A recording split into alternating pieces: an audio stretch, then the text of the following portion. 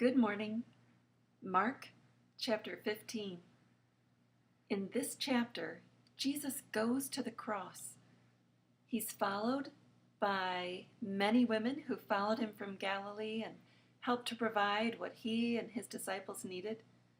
Earlier on in Mark had mentioned that the disciples were astonished when Jesus said he was going to die in Jerusalem and then rise again. But those who followed him were afraid.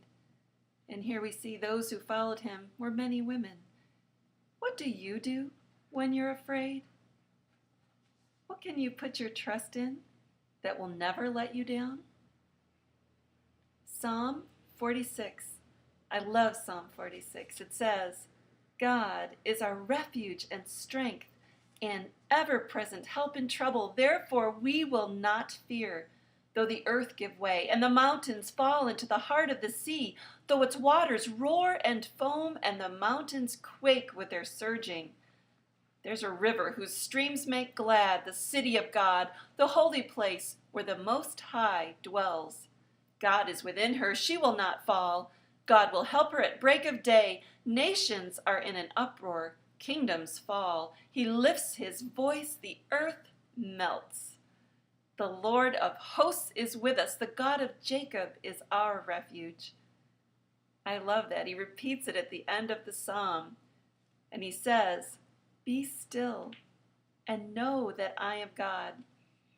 I have a bunch of index cards that I keep for times when I need encouragement, or if I'm afraid, if I'm worried for my kids, or the way the world is going. And this verse is one of the ones in there. It says, be still and know that I am God. Be still literally means be silent, let go, relax, cease striving. In other words, chill out. Because he says, no, I'm God. I will be exalted in the whole world. I'll be exalted among the nations, among all the unbelievers. I'll be exalted just in the earth, in nature, in the glories and wonders and power of it. You'll see me. The Lord of hosts is with us. The God of all the angel armies, legions of angels at his command. This almighty, eternal commander of the Lord's hosts is with us. And he's more than that. It ends up saying, the God of Jacob is our refuge. The personal God. The God of Bradley, the God of Johnny, the God of Catherine, the God of fill in your own name. He's personally there to be your refuge. And the psalm ends with the word Selah, which is a pause or a crescendo or a point in the music where people stopped. And I like the translation, stop and think about that. Be still and know that I am God. Chill out. I will be exalted among the heathen. I will be exalted in the earth. The Lord of hosts is with us. The God of Jacob is our refuge. Selah. Let's stop and think about that. The power and eternal plan of God as we read Mark chapter 15. Very early in the morning, the chief priests with the elders, the teachers of the law, and the whole Sanhedrin reached a decision. They bound Jesus, led him away, and handed him over to Pilate. Are you the king of the Jews? Asked Pilate. Yes, it is as you say, Jesus replied. The chief priests accused him of many things. So again, Pilate asked him, aren't you going to answer? See how many things they are accusing you of.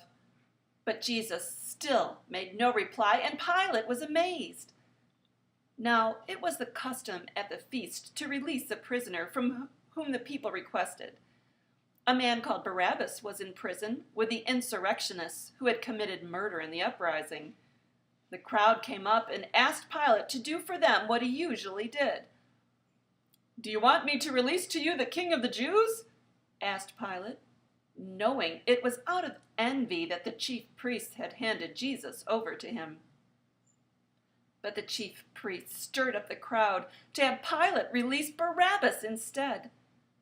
"What shall I do then with the one you call the King of the Jews?" Pilate asked them. "Crucify him!" they shouted. "Why? What crime has he committed?" asked Pilate. But they shouted all the louder, "Crucify him!" Wanting to satisfy the crowd, Pilate released Barabbas to them. He had Jesus flogged and handed him over to be crucified. The soldiers led Jesus away into the palace, that is, the praetorium, and called together the whole company of soldiers. They put a purple robe on him, then twisted together a crown of thorns and set it on him.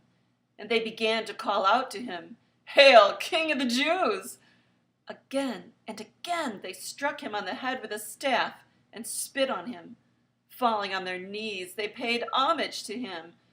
And when they had mocked him, they took off the purple robe and put his own clothes on him. Then they led him out to crucify him.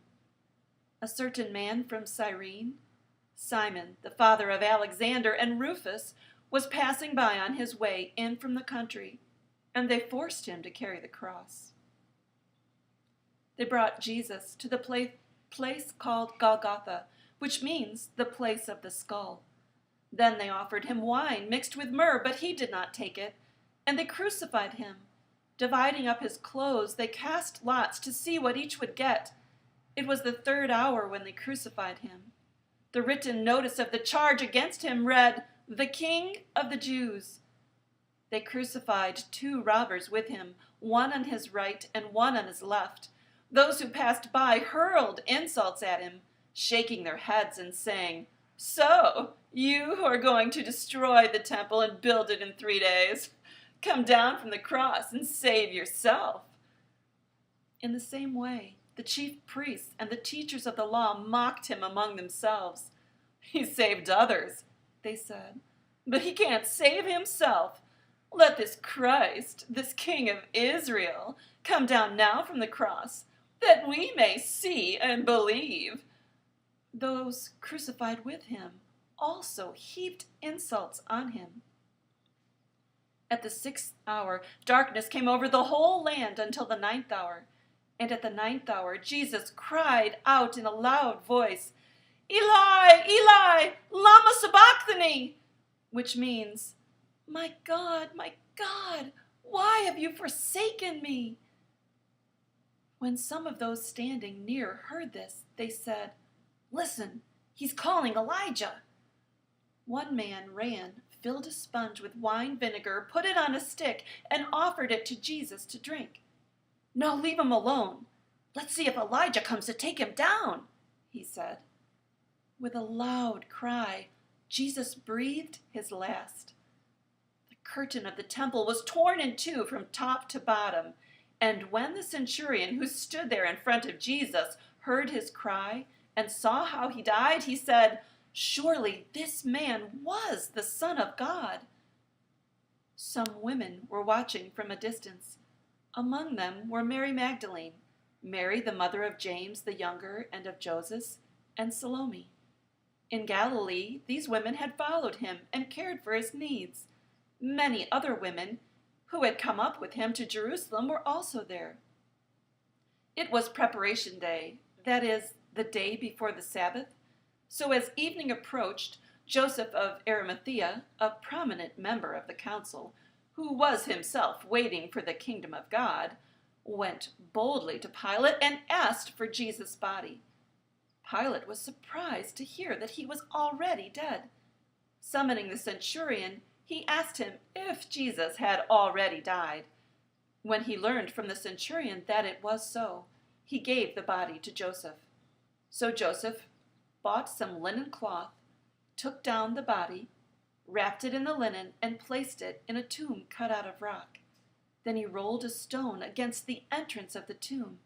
Mary Magdalene and Mary the mother of Joseph saw where he was laid.